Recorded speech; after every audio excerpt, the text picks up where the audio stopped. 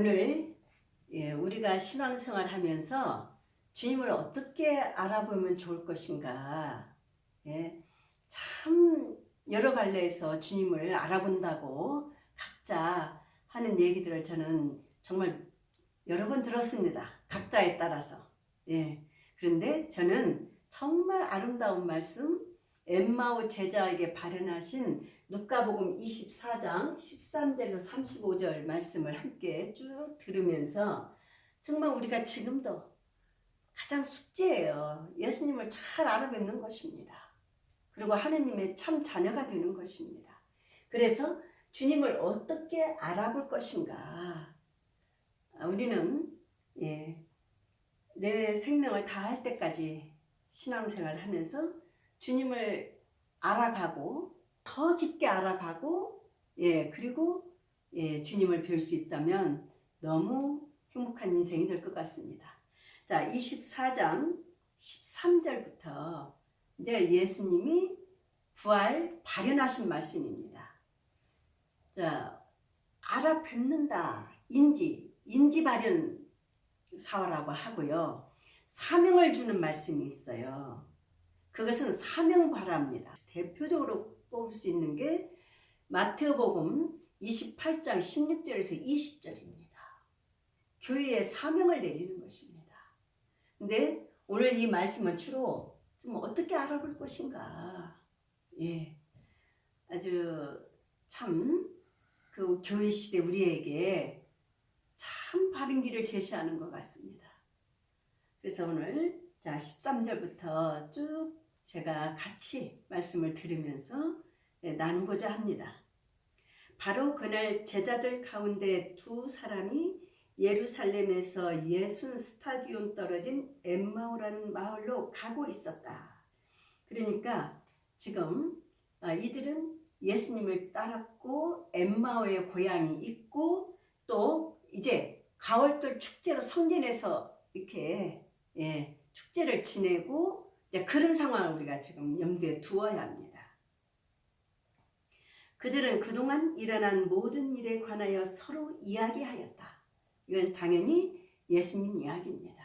어떻게 저렇게 십자가에서 허망하게 돌아가실 수 있나 아마 그런 이야기들로 이루어진 것 같습니다.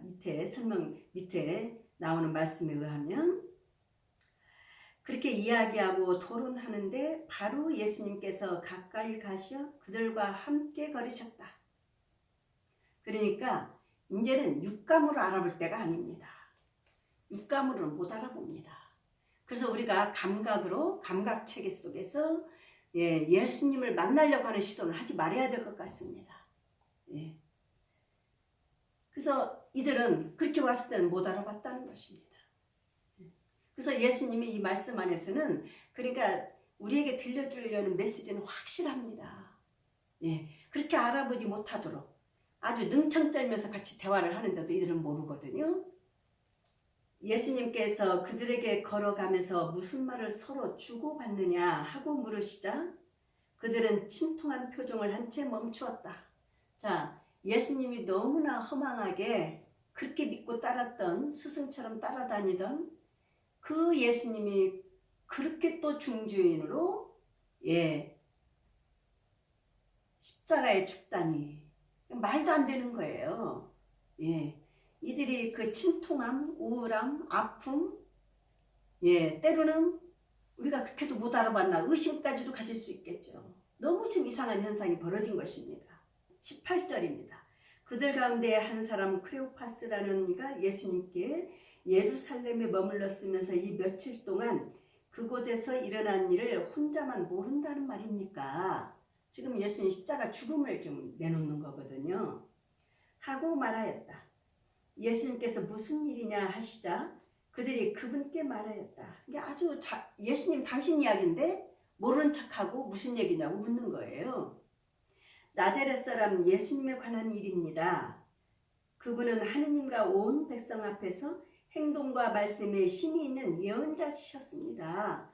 그러니까 어느 정도 예언자냐면 여기 27절을 보시면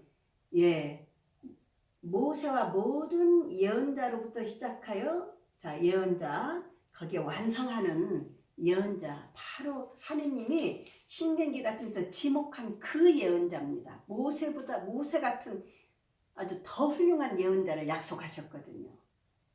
이제 27절과 연결해서 그렇게까지 봐야 합니다.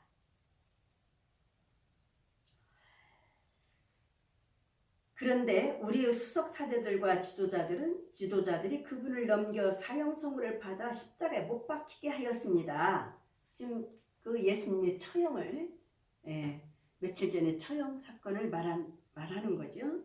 우리는 그분이야말로 이스라엘을 해방시킬 분이라고 기대한 어느 정도냐면 그 아주 강력한 메시아가 와서 이스라엘을 막 엄청난 강대국으로 만들고 그 식민지에서 해방시키고 이제는 오히려 조공을 받아 누릴 수 있는 그렇게 강력한 메시아를 생각했어요. 거기까지를 예수님도 희망을 걸었던 거예요. 근데 정반대가 됐죠. 십자가에 그렇게 힘없이 비참하게 죽었으니까. 그 일이 일어난 지도 벌써 사흘째가 됩니다. 그러니까 유다인들에게 사흘이라는 것은 이제 완전히 죽었다는 것입니다. 혼이 그냥 그 주위에 맴도는 혼이 완전히 떠난 것을 의미하거든요. 이게 완전 실망한 것입니다. 그런데 우리 가운데 몇몇 여자가 우리를 깜짝 놀라게 하였습니다. 그들이 새벽에 무덤에 갔다가 그분의 시신을 찾지 못하고 돌아와서 하는 말이 천사들의 발현까지 보았는데 그분께서 살아계시다고 천사들이 일러주더랍니다. 이게 아주 결정적인 말씀이에요. 그분이 살아났다. 세상은 죽였지만 하느님한테 사는 삶이었다. 그런데 그냥 지나가는 소리 듣고 침통해 있는 것입니다. 그래서 우리 동료 몇 사람이 무덤에 가서 보니 그 여자들이 말한 그대로였고 그분은 보지 못하였습니다. 그래서 그런데도 예멍하는 제자들은 아직도 자기의 이들의 말이 믿어지지 않는 거예요. 그때 예수님께서 그들에게 이르셨다. 이 어리석은 자들아, 예언자들이 말한 모든 것을 믿는데 마음이 어찌 이리 굼뜨냐. 그래서 그들의 무지에 대한 한탄, 거꾸로 좋은 일에 감탄이 아니라 무지에 대한 감탄을 지금 내놓는 것입니다. 그리스도는 그러한 고난을 겪고서 자기의 영광 속에 들어가야 하는 것이 아니냐? 자, 이미 누가복음에도 순환 예고가 있었습니다. 그 말씀도 밑에 놓고요. 이 말씀은 자, 누가복음 저자 속에서 펼쳐지는 이 예수님의 부활 발현사화이기 때문에요. 그래서 자, 고난 없는 부활은 우리 생각하지 못합니다. 십자가에 죽은 나자렛 예수가 부활한 것입니다. 그래서 이번에 고난, 영광 두 가지를 연결시켜서 다시 예수님의 삶을 내놓고 있습니다. 그리고 나서 모세와 모든 예언자로부터 시작하여 성경 전체에 걸쳐 당신에 관한 기록들을 그들에게 설명해 주셨다. 그래서 아까 이들은 이미 앞에서 예언자들이 말한 바로 힘있는 예언자라고 했으면 이걸 받아들였어야 되는데 이들은 못 받아들이는 거예요. 여인들의 말도 믿었어야 돼요. 그러니까 여기서 그 감탄이 나는 그렇게도 굼뜨냐 하고 감탄하는 거예요. 무지에 대한. 이것은 우리에게 들려주시는 말씀입니다. 28절 그들이 찾아가던 마을에 가까이 이르서 이제 그렇게 한참 동안을 꽤 멀어요. 이게 엠마오까지라고 하면. 그런데 한참 동안 이들은 지금 그런 어떤 내부의 어떤 휴한과 아픔과 그 되묻고만 있는 거예요. 어찌 그럴 수가 있는가 하고. 근데 드디어 이제 마을 가까이 왔지만 이제 저녁이 다투어서 머물러야 되는 거예요. 근데 예수님은 더 가시려고 합니다. 일행으로 지금 나그네로 서로 만났기 때문에. 자, 29절. 그러자 그들은 저희와 함께 묵으십시오. 저녁때가 되어가고 이게 하루가 다 끝나갈 지경입니다. 저녁때가 됐다는 거는 날도 이미 저물었습니다. 그냥 여행 더 이상 어찌 할 수 있겠습니까? 같이 머뭅시다. 이러면서 이제 예수님을 청하는 것입니다. 그래서 예수님께서는 그들과 함께 묵으시려고 그 집에 들어가셨다. 그러니까 예수님이 아주 이 말씀의 메시지는 정말 강력하게 말하려고 하는 것입니다. 예. 어떻게 우리가 주님을 알아볼 것인가? 정말 예수님이 아주 능청 뜰 대로 떠는 그런 행위를 하고 있죠. 지금까지도. 이제 드디어 이제 밥을 먹어야 되잖아요. 다시 말하면 여기서 이제 식탁에 앉았을 때 이것은 성찬례를 의미해요. 지금 예수님은 부활하시고 계시지 않습니다. 교회에. 그러면 종말 때까지 우리 교회 시대에 사는 우리들은 어떻게 예수님을 알아볼 것인가? 그리고 하느님을 믿을 것인가? 예, 여기에 대한 놀라운 가르침이거든요. 그래서 뭐라고 하냐면, 예, 이제 식탁에 앉으셨을 때 이게 이제 아주 의미심장한 말씀이에요. 예수님께서는 빵을 들고 찬미를 들으신 다음 그것을 떼어 그들에게 나누어 주셨다. 이거는 여러분들이 누가복음의 성찬례 22장에 보면 그 말씀을 갖다 놓은 거예요. 그리고 대부분 식탁 하면 당연히 몇 군데 나옵니다. 우리가 복음서에. 대부분이 빵 나눔이든지 식탁이든지, 예. 심지어 요한복음의 13장 발신, 식탁에서 발신은 그거는 미사를 말하려고 그렇게 하는 거거든요. 여기도 역시 식탁에서, 예. 이거는 빵 나눔, 다시 말하면 성찬례 미사입니다. 예. 그때, 눈이 열려서 알아봤대요. 그러니까 우리가 육감으로 눈이 열리면 안 되고, 지금 우리 교회 시대는, 예, 지금 길에서 쭉 한동안 걸어와 집이 다 왔을 때까지 지금 왔어요. 말씀을 들은 것입니다.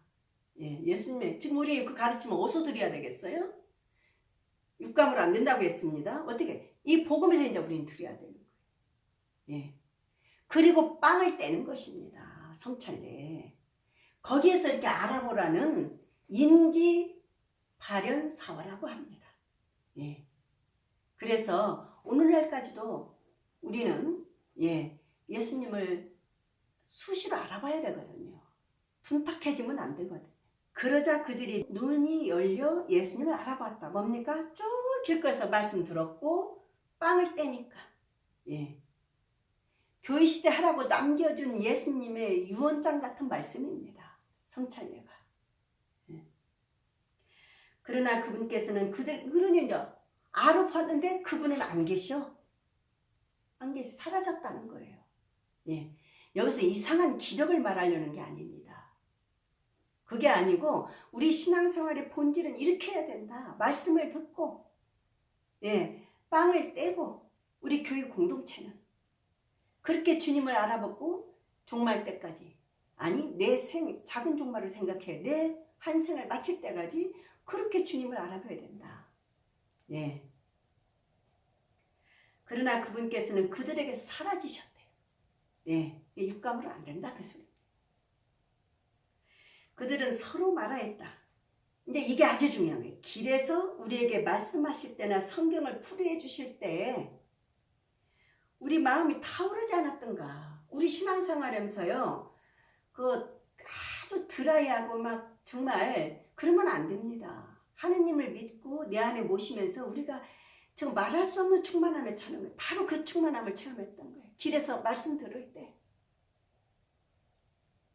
말씀을 우리가 형식으로 들으면 안 되고 이렇게 충만함. 예, 그분을 가득히 내 안에 채우는 말씀이세요. 그리고 성찬례하고 하나가 되는 것입니다. 바울로 사도는 하나의 빵을 나눈다고 했습니다. 여럿이지만.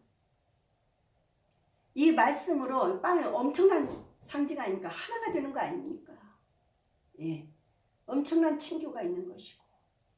33절 그들이 곧바로 일어나 예루살렘으로 돌아가 이제 주님을 뵀어요.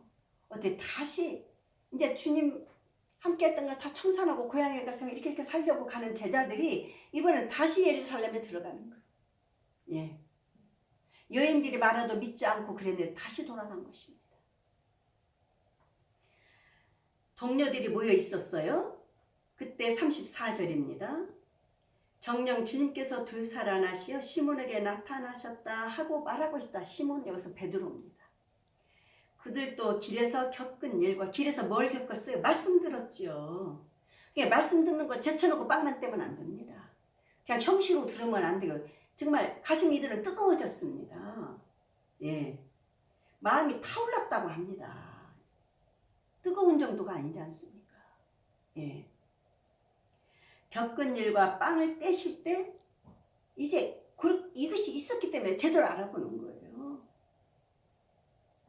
그분을 알아보게 된 일을 이야기해 주었다. 이렇게. 예, 오늘 이 엠마오 제자 이 말씀 속에서 이렇게 주님을 알아본 이야기. 이거는 엠마오 제자만 필요하다면 우리에게는 그렇게 중요하지 않아요.